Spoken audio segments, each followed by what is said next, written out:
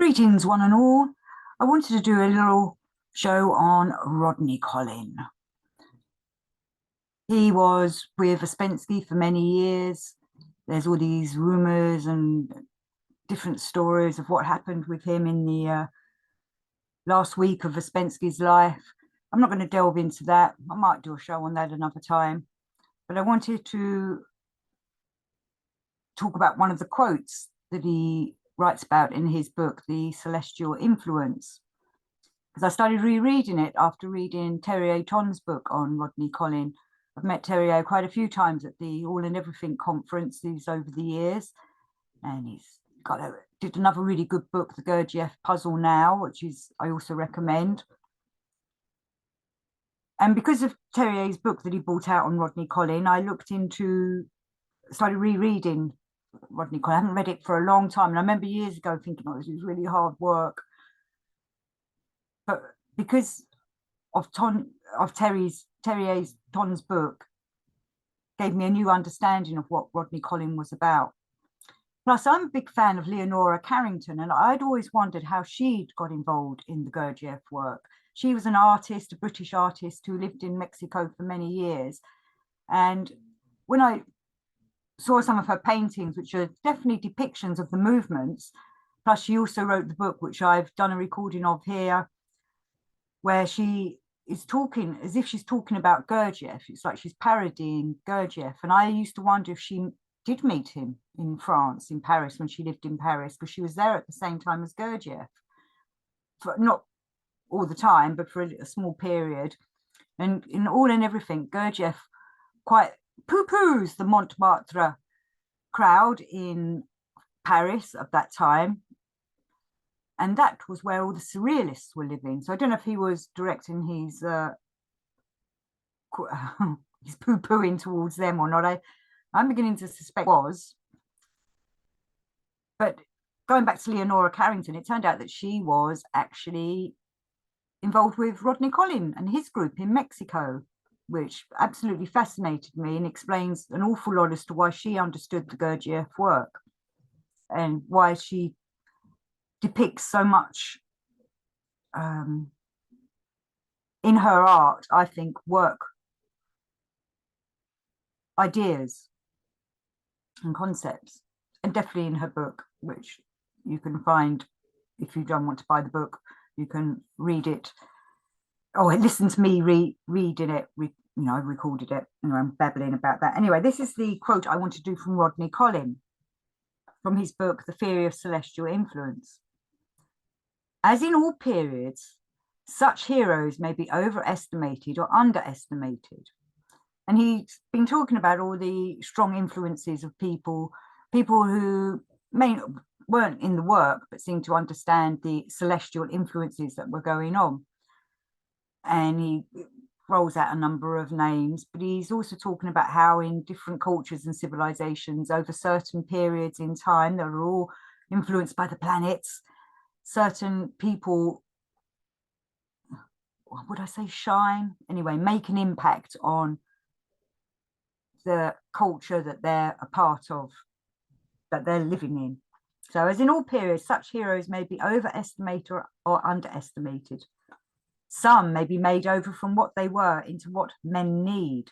Others may teach men to need what they have made themselves. It does not matter. The hero of our time is the man who can reconcile all sides of life in one all-embracing view, who can understand, act, organize, and make compassion manifest. Perhaps the archetype of such a man has not yet appeared, and all these are but his forerunners. In any case, they have helped to create conditions in which a man of today can find his conscience. Such is the work of heroes, and it is the work of the fourth way, consciously and invisibly, to produce them. And I've stressed in my shows over the last few years of, we need to be doing this work now, because we need to have people who are not just waking up, but who are awake, moving up the scale from man number 4 to man number 5. They're desperately needed to help those that are waking up and need someone to, a teacher. Maybe we haven't got the schools that we had before, but people need guidance. And us people doing the work should hopefully be encouraging people to find themselves through doing this work, or even to show them the path that they could be following. Because I'm not saying that I'm a teacher, or that, you know, necessarily I'm going to be the one that develops enough to show other people, but I'd like to encourage people to help someone find the way and develop themselves so that they can become one of these heroes, to wake up their conscience, which is very needed at this moment, especially in this time of,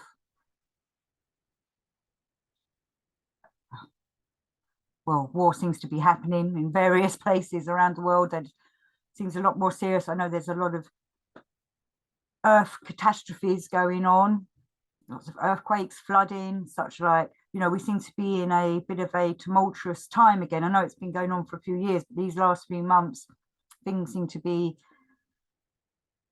happening. So we need people to be awake and conscious and have a conscience, which is one of the important parts of this work, of developing our conscience so that we can learn how to be impartial and to develop ourselves and walk this path through this craziness. So as he was saying, you know, we need heroes in these periods. And, you know, sometimes the culture creates one. They pick someone and decide they're going to be their hero. But sometimes a hero comes who they might not expect, who is awake enough in their conscience to be able to help the people. And he's saying here, the hero of our time is the man who can reconcile all sides of life in one all-embracing view. So, you know, this is being harmonized, having all our centers working together so that we can be impartial, obviously, and that we're working harmoniously with the currents of what's going on, obviously in the world, but in the universe as well, being part of the harmonious goings on of the universe, how all the energies are changing, how the planetary influences that are coming down upon us. I was talking to someone recently about all the catastrophes that have been happening lately, especially with earthquakes and things like that. And he was saying, well, you know, the cabal has machines to do all that and technology to make things like that happen. Yes, it probably does for a lot of the time.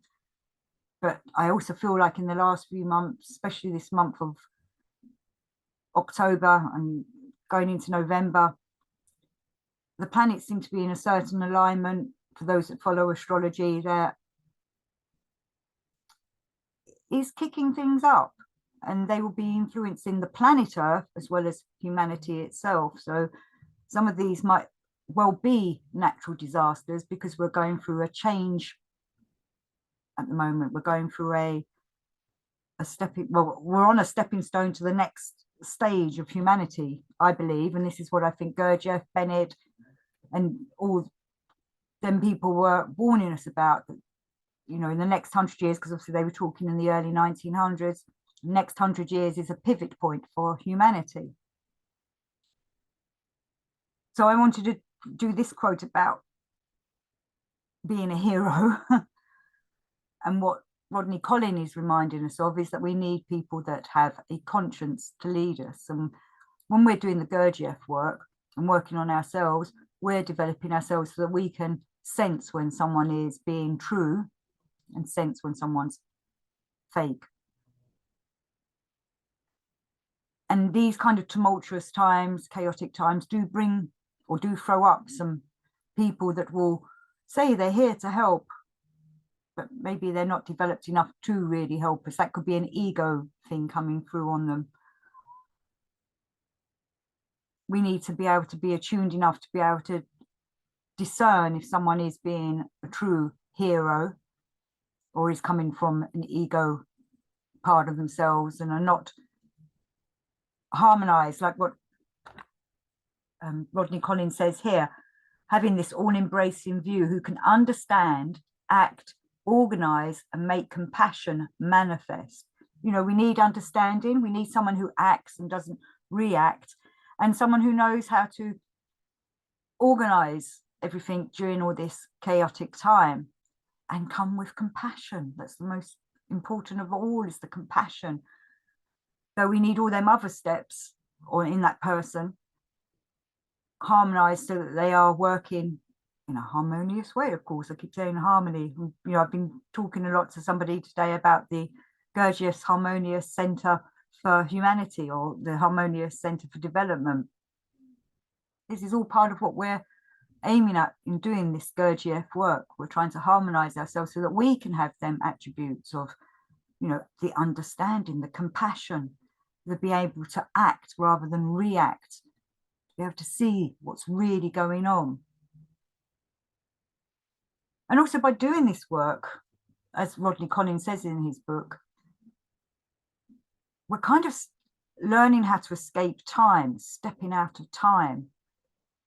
I did that quote, must have been a month or so ago, where he talks about this. It's in one of the shorts, that the whole point of this work is to help us to escape time. And Gurdjieff talks a lot about time, and that time's eating away at everything. We're here are we here to deceive the mighty hieropath, as he calls time? Are we here to break time? Are we here to escape time? But it's time that's destroying everything. But if we take ourselves out of time, we see things in a different way. And many people talk about, you know, other teachers, as well as, well, I don't know if Gurdjieff ever says this, but in the other worlds, in the other realms, like the spiritual realms, the astral realms and such, like, time does not exist. It's just in this physical world and this physical universe, there's time. I'm still trying to get my head around time, as I'm sure many of you are. What is time? And obviously Ouspensky came at that with his book, you know, The Fourth Dimension. He was trying to understand what time is and what it's doing to us.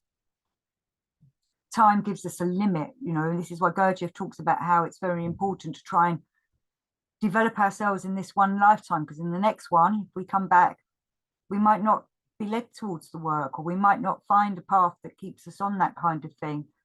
So this could be our one chance to develop ourselves, to become awakened and aware of our conscience, and use our conscience and be one of these heroes, a harmonious hero. And going on in this same quote, perhaps the archetype of such a man has not yet appeared, and all these are but his forerunners. You know, Gurdjieff, people like that. I think Gurdjieff was, you know, man number 5, possibly man number 6. Some say, you know, man number 7. And he worked with the people that he could. And not many people developed to the way he wanted them to. Like, I believe Araj did, various other people, but there wasn't enough. And we're being offered that chance to do it again now, which is why I'm kind of encouraging you all to keep up with the work, persevere, work on yourselves, so you can escape time. So perhaps the archetype of such a man has not yet appeared. Could be us. And all these are but his forerunners. In any case, they have helped to create conditions in which a man of today can find his conscience. And we've got the Gurdjieff books there for us to read to help us work on ourselves. When you read Gurdjieff, your subconscious does hear it, takes it in, assimilates it, and brings it back up into our consciousness, so that we can start working, being aware, remembering, observing and such like. But I know many people get put off just by reading Gurdjieff's work. And one of the guys I was speaking to on emails a few weeks ago was saying about how he finally bought a copy of Views from the Real World. I've done quotes from that many times. You know, there are books that aren't as difficult as Beelzebub's Tales to His Grandson, though obviously that is the opus. And then there are books by other people that worked with Gurdjieff, where you can again get an inkling of what was going on and how they came to the work and how they work with the work. So there's lots of guidance out there, like our forerunners are there for us to help. It's like they've given us a platform to work from. Like, they all came, I was going to say naively, maybe that's the wrong word, but like, you know, like innocent, empty vessels to Gurdjieff with the need to do something. with the desire, with the wish to do the work. And because they were with him and they could be in his energy and in his vibrations, it's like you're learning from that person, maybe subliminally as well as consciously, when you're listening, working, doing the movements or such like, being in his presence. Now, we don't have Gurdjieff here in his presence, but we have his writings to read from and learn from, and the experiences of the books that other people have written that were there. And then we can work on it from there with ourselves. You know, we're the grandchildren of Mr. Gurdjieff. And he says, so in any case, they have helped to create conditions in which a man of today can find his conscience. Such is the work of heroes. And it is the work of the fourth way, consciously and invisibly to produce them. You know, that's us. I've said before how I've met people who've come to the Gurdjieff work and then gone away pretty quickly. They've obviously not got the courage, the courage or the impulse to continue. Impulse is a very important part of this as well. We need to have the impulse to do this, and having the impulse to do this, we then get the impulse from the books and the writings of Gurdjieff. It comes back at us. It's a two-way thing, but we need to have that need, that desire, that wish to do this. This is all part of our aims. We start with small aims and head towards bigger aims to develop ourselves and wake ourselves up, which is what Gurdjieff's work is all about. So thank you for listening. Thank you for watching and supporting me. And until next time, let's keep spreading that peace and love and find our conscience and work harmoniously and send them vibrations out into the world.